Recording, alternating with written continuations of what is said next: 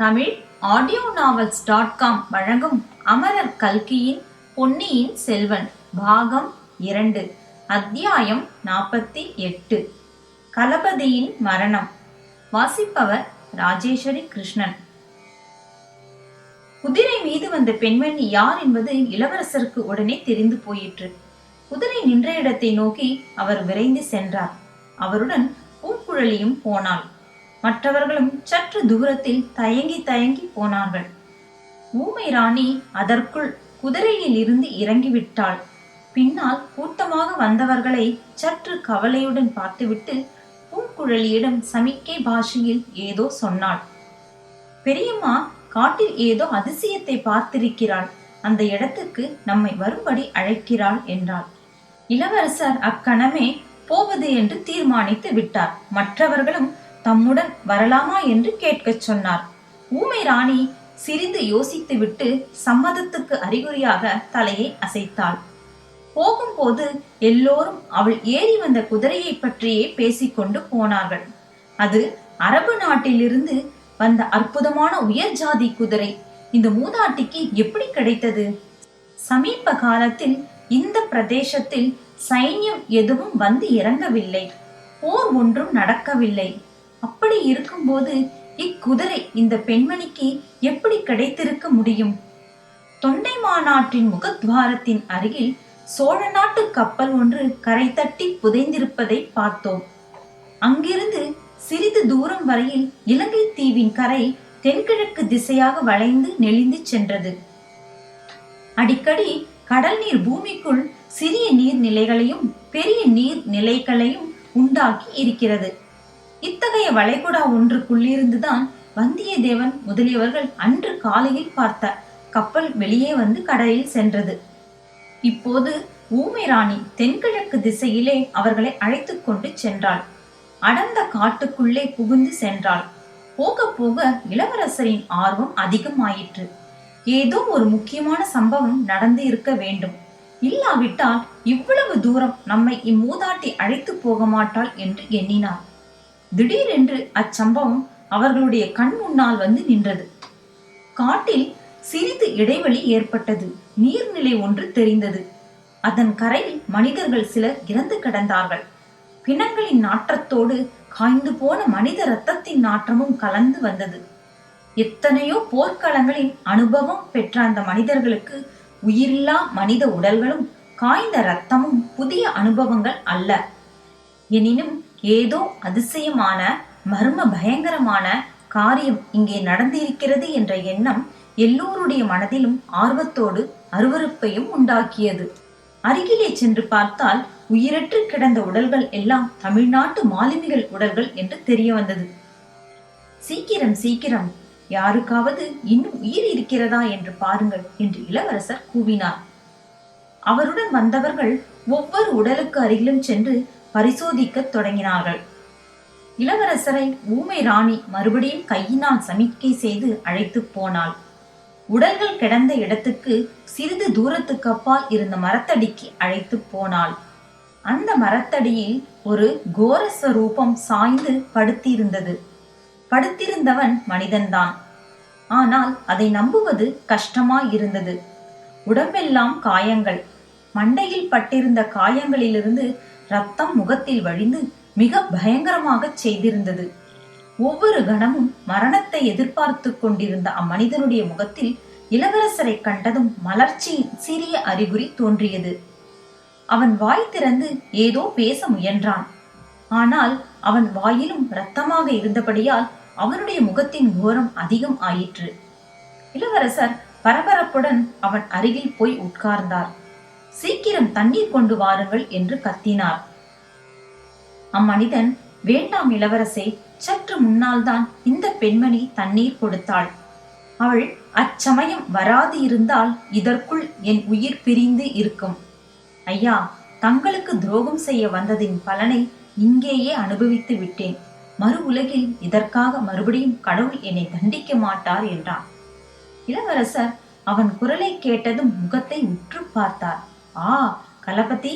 அந்நாளில் சேனை தலைவனை தளபதி என்று அழைத்தது போல் மரக்கல தலைவனை களபதி என்று அழைத்தார்கள். இது என்ன பேச்சு? இதெல்லாம் எப்படி நடந்தது? எனக்கு நீர் என்ன துரோகம் செய்வதற்காக வந்தீர்? அதை நான் நம்பவே முடியாது என்றார். ஐயா, தங்கள் உத்தம குணத்தினால் அப்படி சொல்கிறீர்கள். பழுவேட்டரையர்களின் சொற்படி தங்களை சிறைப்படுத்தி கொண்டு போக வந்தேன். இதோ கட்டளை என்று சொல்லி மடியிலிருந்து ஓலை ஒன்றை எடுத்துக் கொடுத்தான். சாகும் தருவாயில் இருந்த களபதி. ஓலையை கண்ணோட்டமாக இளவரசர் ஒரு வினாடியில் பார்வையிட்டார். இதில் உமது துரோகம் என்ன?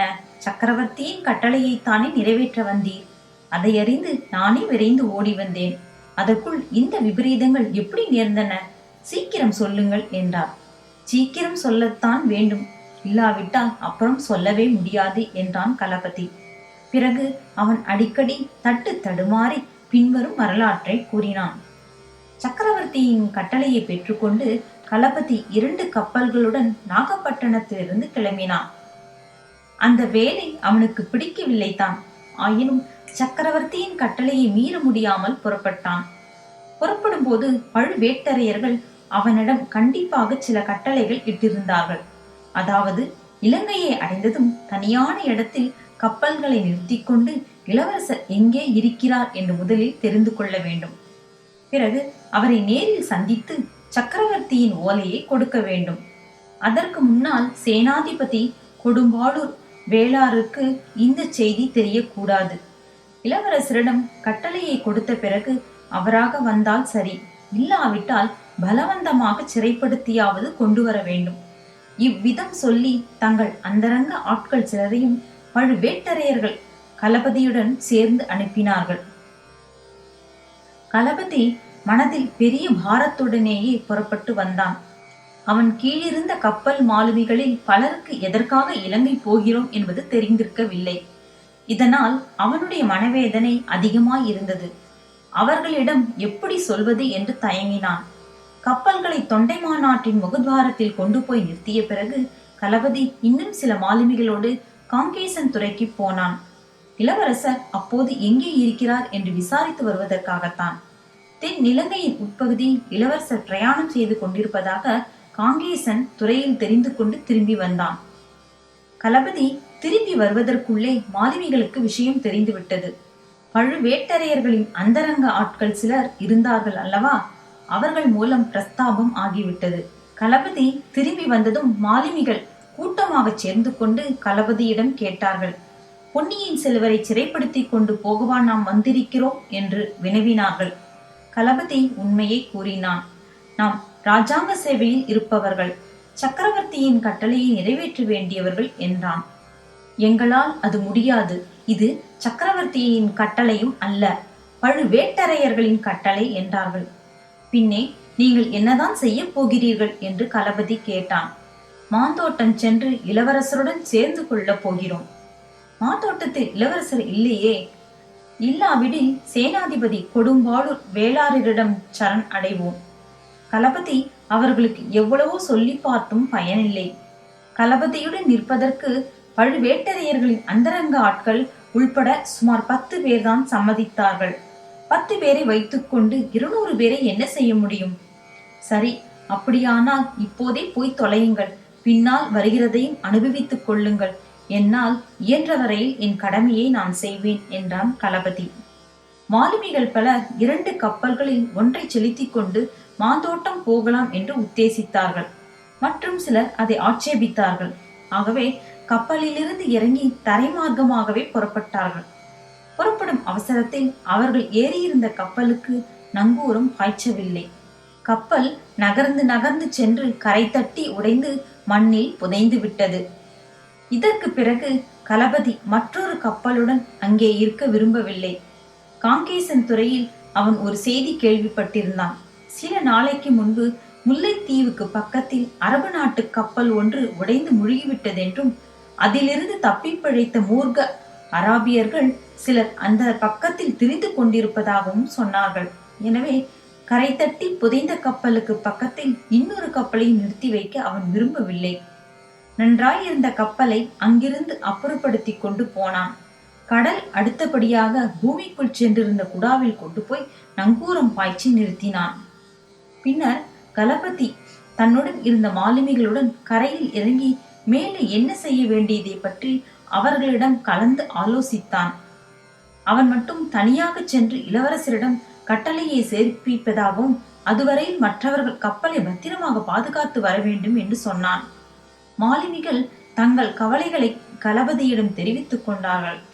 அவர்களுக்கு களபதி தைரியம் கூறிக்கொண்டிருக்கும் போதே மயிர் கூச்சி எடுக்கும்படியான பயங்கர கூச்சல்களை போட்டுக்கொண்டு சில மனிதர்கள் அவர்களை சூழ்ந்து கொண்டு தாக்கினார்கள். அவர்கள் அரபு நாட்டார் என்பது தெரிய வந்தது.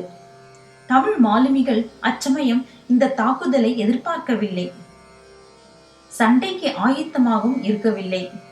கையில் கத்திகளும் வைத்திருக்கவில்லை. எனினும் தீரத்துடன் போராடினார்கள். போராடி எல்லோரும் உயிரை விட்டார்கள். இளவரசே, நான் ஒருவன் மட்டும் மரண காயங்களுடன் ஓடி ஒளிந்து உயிரை காப்பாற்றிக் கொண்டேன்.